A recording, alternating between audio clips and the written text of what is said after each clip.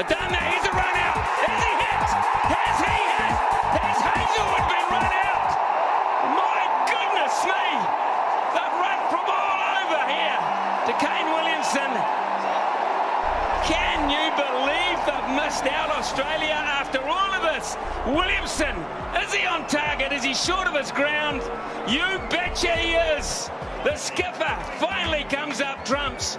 And New Zealand are going to win this game. Marcus Stoinis played the game of his life against New Zealand today, but it wasn't enough to get Australia home in Game 1 of the Chappell-Hadley series. In just his second one-day international, Stoinis became the first Aussie to take 3 wickets and score a century in a game. The incredible rescue mission falling just 6 runs short. Tim Hipsley has the highlights.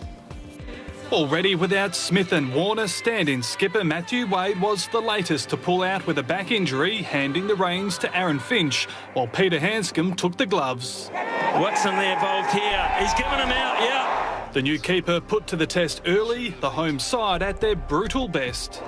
Wide, gets the treatment. Martin Guptill with a punishing 61 as the Aussies missed a number of chances in the field. Wide, gets the treatment. She hit that hard, Guptill. Small boundaries, big boundaries, wouldn't have mattered. It's straight, but not timed. In fact, it's got away. Big mistake. Edge. And it gets away from Hanscom. Fine leg up, so that is a poor delivery. In it. Swung away and powerfully, whoa, just short of the boundary. He's just happy out there. Oh, that one's got away as well. Went to rampant, I think that just put... For the batsman. He gets it wide of third man, does Williamson. Oh, that one's up and over. Very clever from Guptill. 6 runs and over in the middle here. Oh, gets that through the gap as well. Hint of width, he's been angling everything into leg stump, leg side, but this time just an element of width outside off. Is that off the bat and then the pad or not? Oh, could have been run out anyway. Could have been run out anyway, but he's been given out. After being asked to bat first, New Zealand, Martin Guptill, as he always does, has power. As the control his head through the offside, which is becoming a feature on the way he plays. Australia were missing with their line and length at times to him, and there's been the brute strength and some delicate touches as well. So it's been an excellent start by Martin Guptill, who's got New Zealand in a strong position. Just the 48 deliveries all around the ground too. Oh, what's that? What is that? He's tried to lap and everyone's missed it. Played on. Well, you've got to say Australia's 3 wickets have been lucky. Runouts. Luckily, not one of them eventuated, but one over. They had a very good go at getting run out. Guptill and Taylor. 3 in the one over. Australia would have been scratching their heads thinking, well, how do we get them out? Taylor rather got himself out to head. Then the big wicket of Guptill. Missed a ball, which he'll be wondering how he did it. It was right in his slot. Munro thought that was in his slot, and he went in another soft fashion. Since then, Neesham and Broome have been trying their best to rebuild the innings. A little bit of luck, some good shots as well.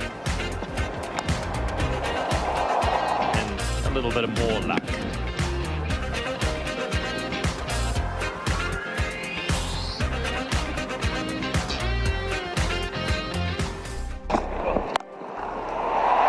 Through. Now this is far enough in front to whistle away for 4. I like it, I like that, I like that one a lot. Team. That's up in the air, mid-wicket, should take this in the deep, and does. Gets it wide of third man and away to the boundary. Well, he's got the message, but it might not work. What a catch. Oh, he's a really good fielder, this Maxwell. Gone quickly on to 64. under immense pressure as the innings fell apart around him. He's played intelligent innings of a player who's got a ton of experience. Been around the first-class scene for a long, long time in New Zealand, making the most of his recall. Well, the side looks stronger for him in at 5. There's no doubt about it. Very offside-dominated wagon wheel this time. Has he hit it well enough? No, he hasn't. It's been one of those days for New Zealand. Up, over, and could be out, could be 6.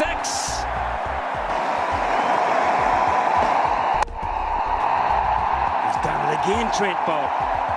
Nifty footwork. Crunches down the ground for 4. What a great finish for Trent Boult. And that's brought the crowd to their feet here at Eden Park. Josh Hazlewood almost changed that.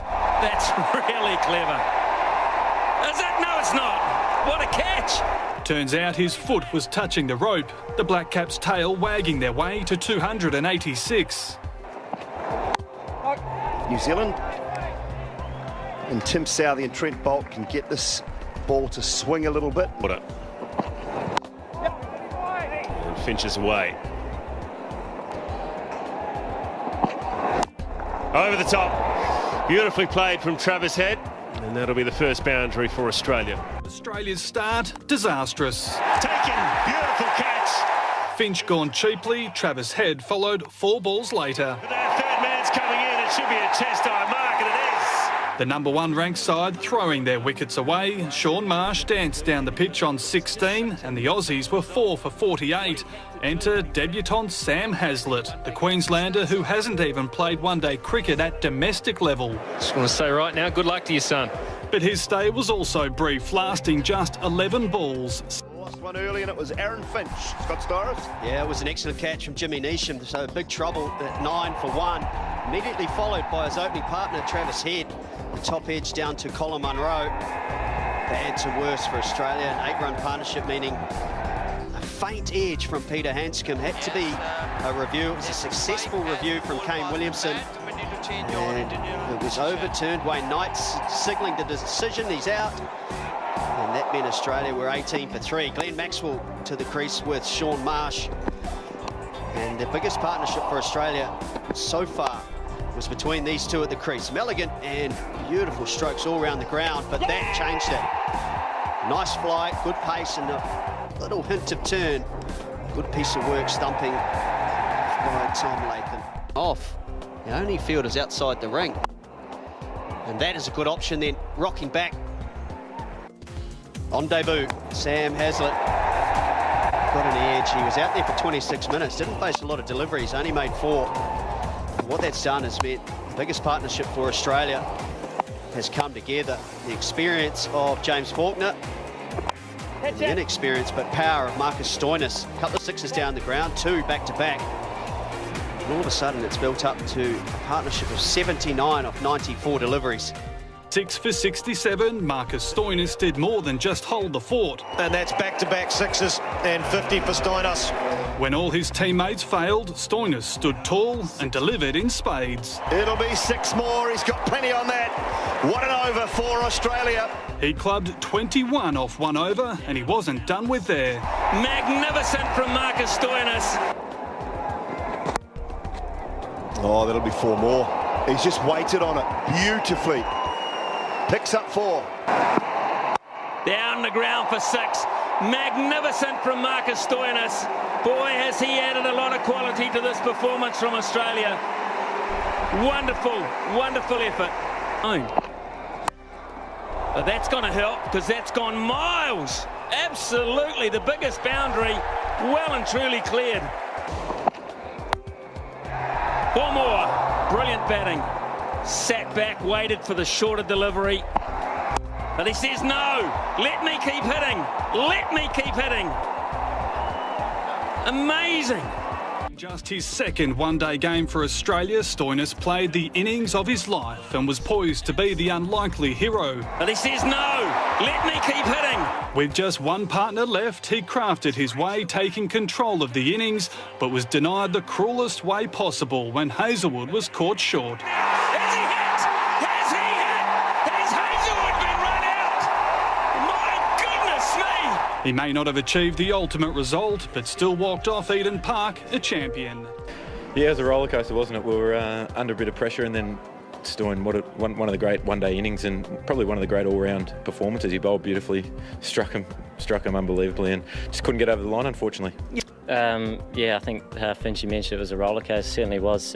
Being in the park, obviously a great start with the ball, and then to sort of watch the way Marcus played for what was it, a good part of 35 overs and hit it to all parts was a fantastic knock. Certainly deserves man of the match. Just nice to get across the line at the end. Look, a little bit damp, to be honest. I mean, it's something that you probably should enjoy, but maybe it will sink in a bit later. But the win was number one priority, and yeah, a few sad faces in the change room. Tell us, we'll go back to the ball because you were very good, 10 overs there. You enjoyed bowling on this because it's not easy from a bowling point of view, especially with the short boundaries. Yeah, I mean, I'm not experienced for this ground, so we did a lot of work with the team with some of the spearheads and gave me a few tips. But yeah, then had the confidence of Finchy giving me 10 overs straight, so it's good to have a good crack at it.